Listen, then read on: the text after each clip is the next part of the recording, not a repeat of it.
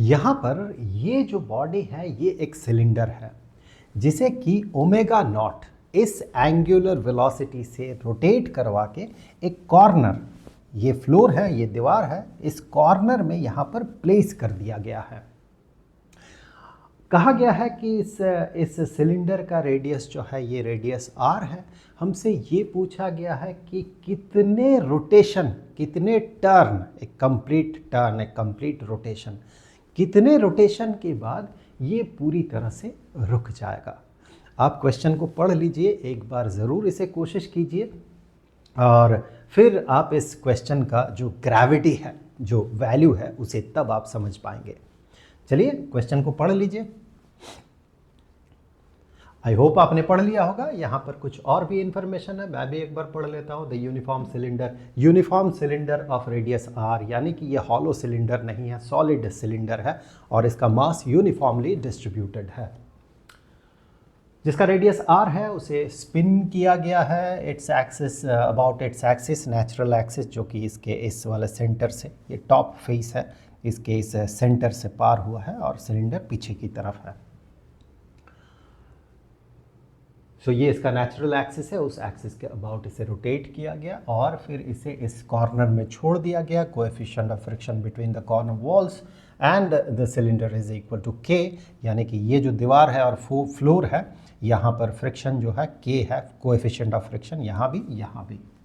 How many turns will the cylinder accomplish before it stops. ठीक है, मैं इसे दूसरे पेज में ले जाता हूँ। ओके, तो यहाँ पर हमसे पूछा क्या गया कि हाउ मेनी टर्न्स, हमसे पूछा गया कितनी बार ये घूम लेगा, how many turns, how many turns. Okay, so अगर हम समहाउ कितना एंगल ये सब टेंड करेगा बिफोर इट स्टॉप्स, ये अगर पता लगा ले तो इससे हम हाउ मेनी टर्न्स ये पता लगा सकते हैं। बिकॉज हम कह सकते हैं कि नंबर ऑफ टर्न्स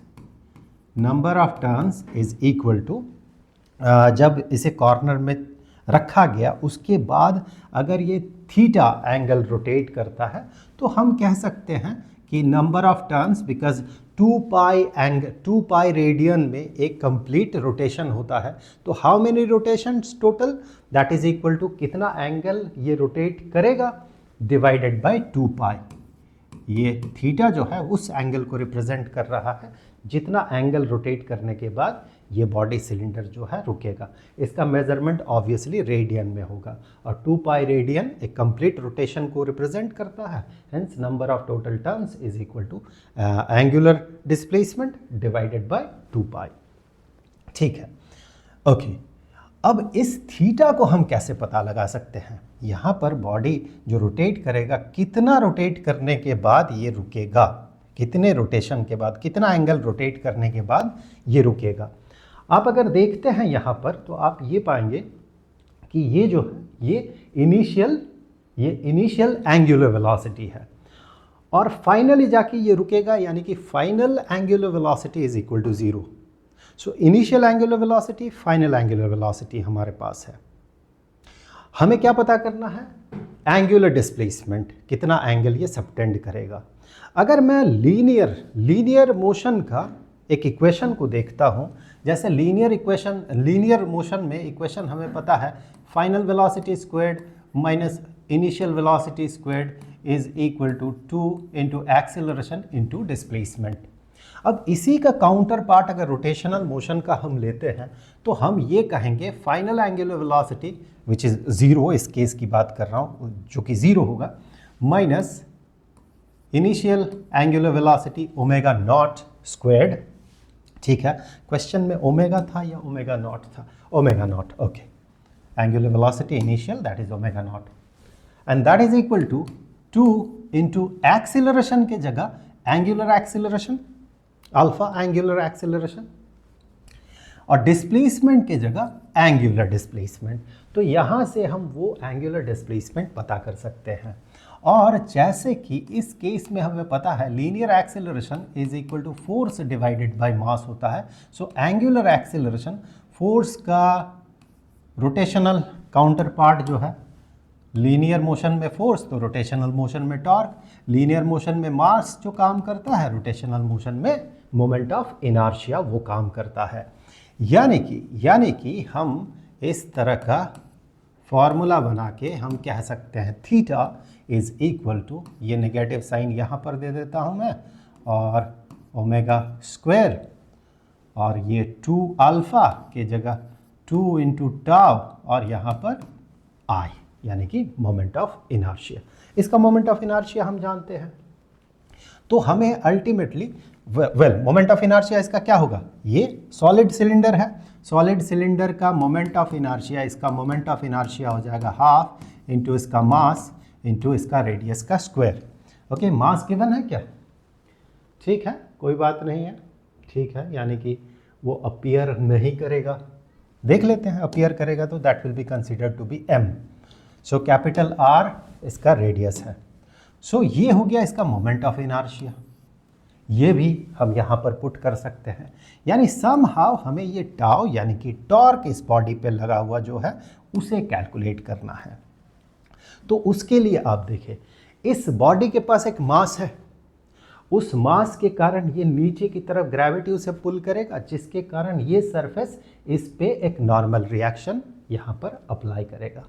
और चूंकि बॉडी इस तरह से रोटेट कर रहा है, इस तरह से रोटेट कर रहा है, हेंस इसका जो नॉर्मल रिएक्शन इनटू इसके रोटेशन के कारण यहाँ पर एक फ्रिक्शन फोर्स काम करेगा।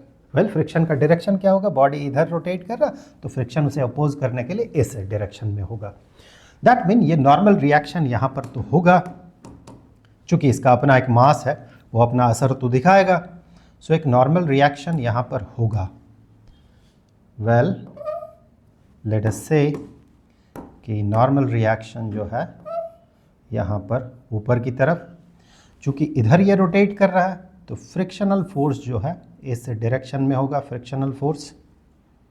और यहाँ पर आप गौर करें, फ्रिक्शनल फोर्स इस बॉडी को इस डायरेक्शन में पुल करेगा। अगर एक चक्का आप इस तरह से घुमा के या सिलेंडर आप घुमा के छोड़ दें तो फ्रिक्शनल फोर्स के कारण ही ये रोल करके इस डायरेक्शन में आएगा।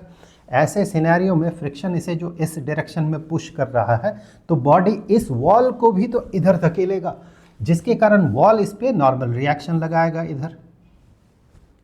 और साथ ही साथ चूंकि ये नॉर्मल रिएक्शन लग रहा है, ये रोटेट कर रहा है इस डायरेक्शन में, तो यहाँ पर भी फ्रिक्शनल फोर्स उस रोटेशन को अपोज करेगा, उसके अपोजिट डायरेक्शन में लगेगा।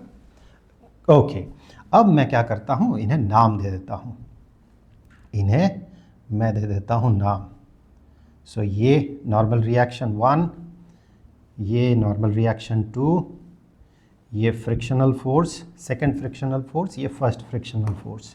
सो इसे मैंने नाम दे दिया, चलिए इसे मैंने नाम दे दिया N1, this is N1।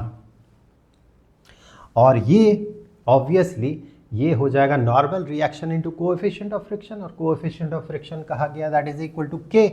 So that should be Kn1, this should be Kn1।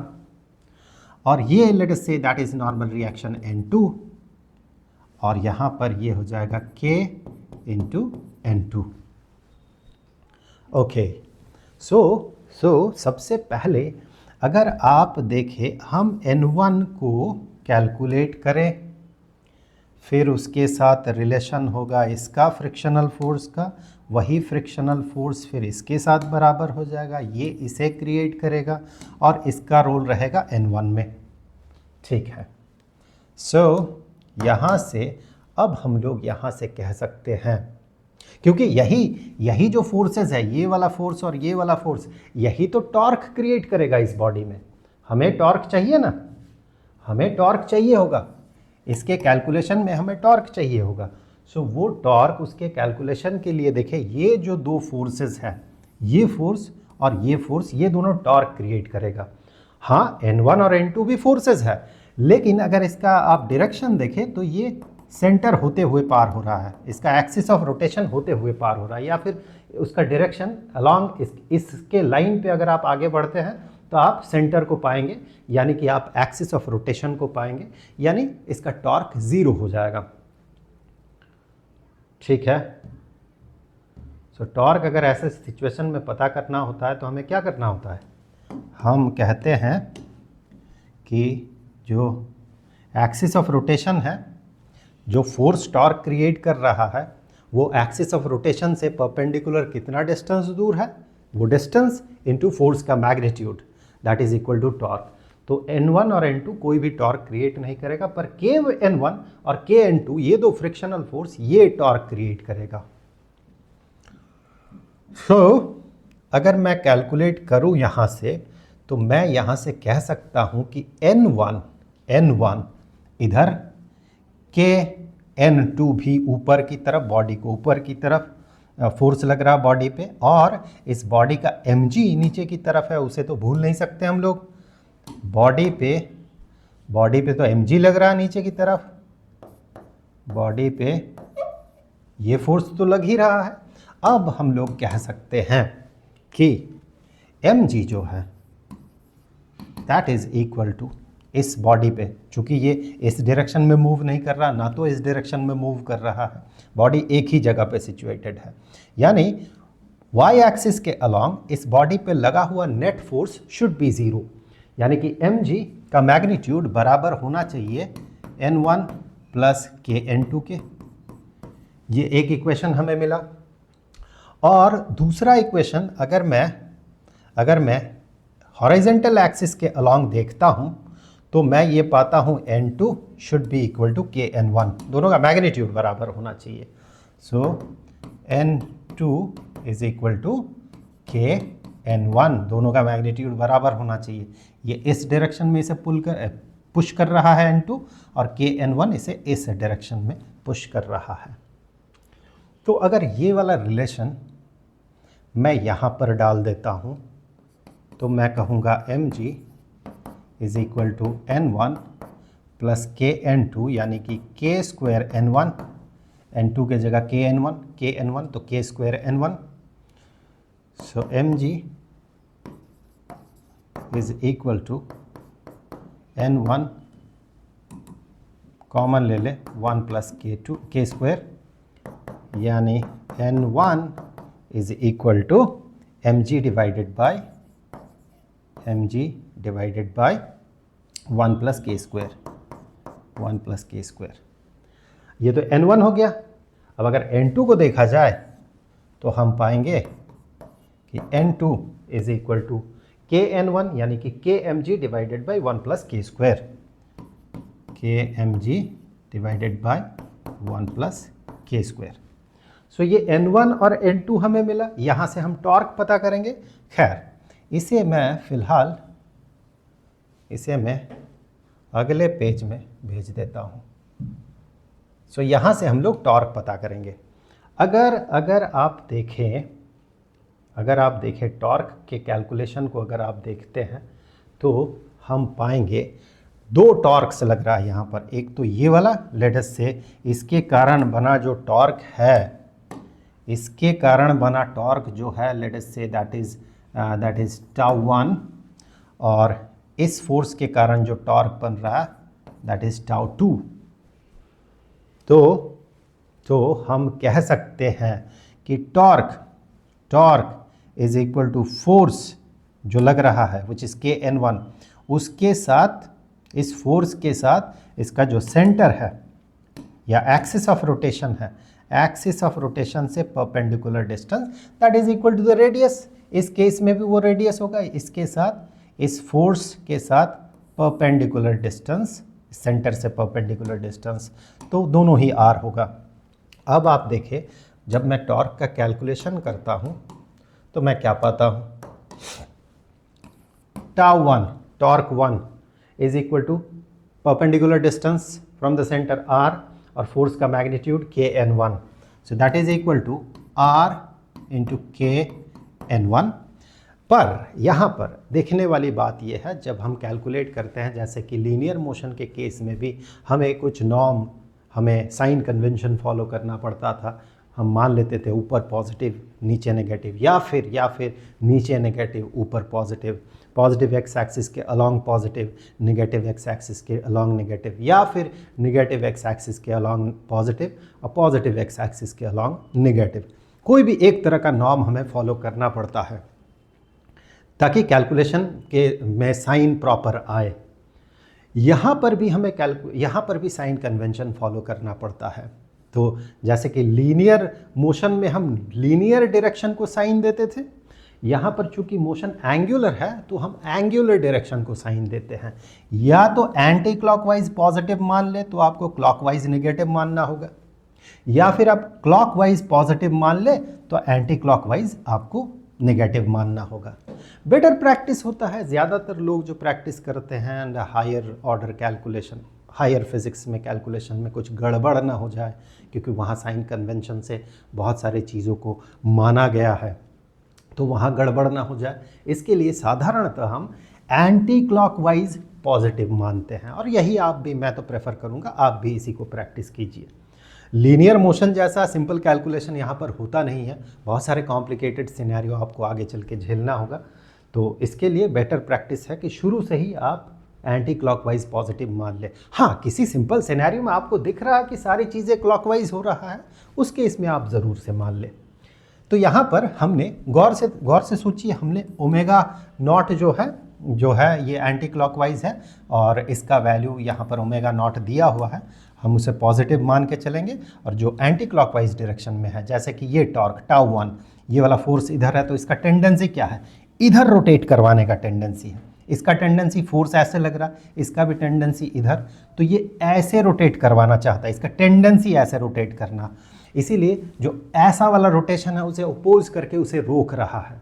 सो ये टॉर्क्स जो है इन दोनों को हम नेगेटिव मानेंगे, बिकॉज ये क्लॉकवाइज रोटेशन का टेंडेंसी रखता है। सो इसीलिए एक नेगेटिव साइन। अब देखना है कि tau 2, so tau 2 that will be equal to negative R, ये भी नेगेटिव होगा, आर के एन टू।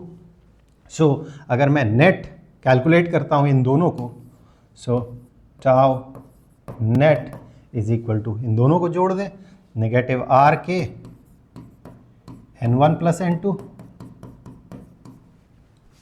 अब n1 प्लस n2 के कैलकुलेशन अगर हम लोग यहाँ पर करते हैं, n1 प्लस n2 के कैलकुलेशन में हम क्या पाएंगे, n1 इज दिस, mg को कॉमन ले ले, mg को ले लेते common, so 1 divided by 1 plus K square, अच्छा 1 प्लस के स्क्वायर को भी कॉमन ले लेते हैं, सो 1 प्लस के स्क्वायर, तो हमें यहाँ ब्रैकेट में ये 1 मिलेगा और ये k मिलेगा, सो 1 प्लस के, सो mg इंटू 1 प्लस के, चलिए मैं एक बार ठीक से लिख देता हूँ, mg इंटू 1 प्लस के divided by 1 plus K square, so this one mg into 1 plus के divided by 1 plus K square. सो उस वैल्यू को अगर मैं यहाँ पर पुट कर देता हूँ, माइनस आर के mg 1 प्लस के divided by 1 plus k square, this is n1 plus n2, this one is n1 plus n2, mg 1 plus k, mg into 1 plus k divided by 1 plus k square, ये सो ये net torque हो गया।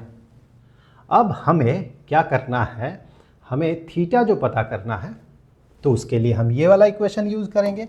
मैं एक ही बार में कर देता हूँ, अगर नंबर ऑफ टर्न्स यूज़ करना है, नंबर ऑफ टर्न्स अल्टीमेटली जो हमें पता करना है, number of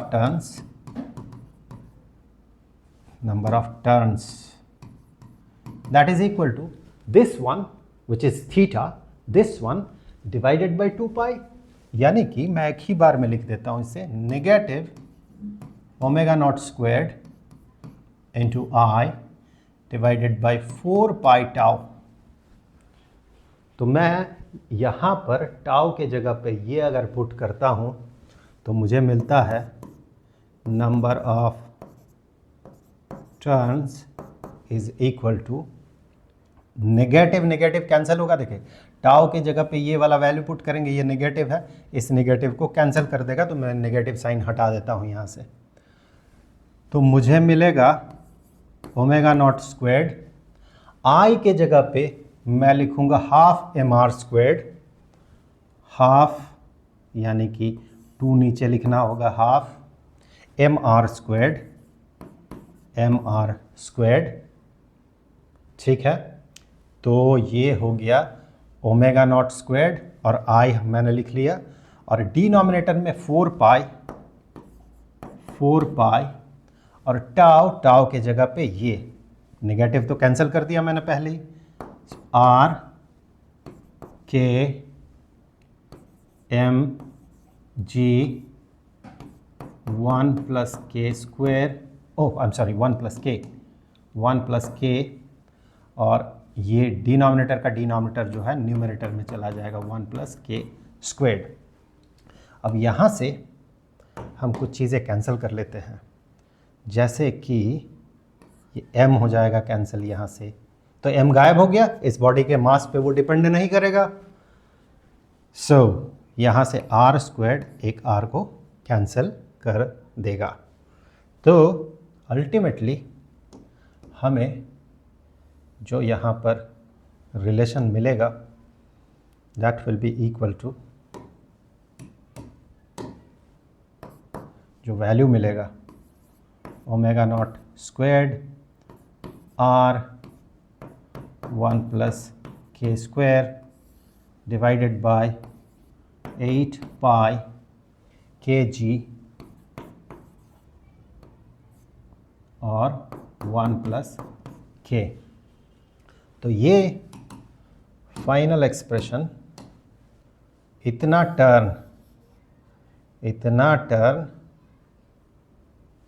टर्न होने के बाद ये बॉडी फाइनली रुक जाएगा। प्लेलिस्ट का लिंक आपको यहाँ पर मिल जाएगा।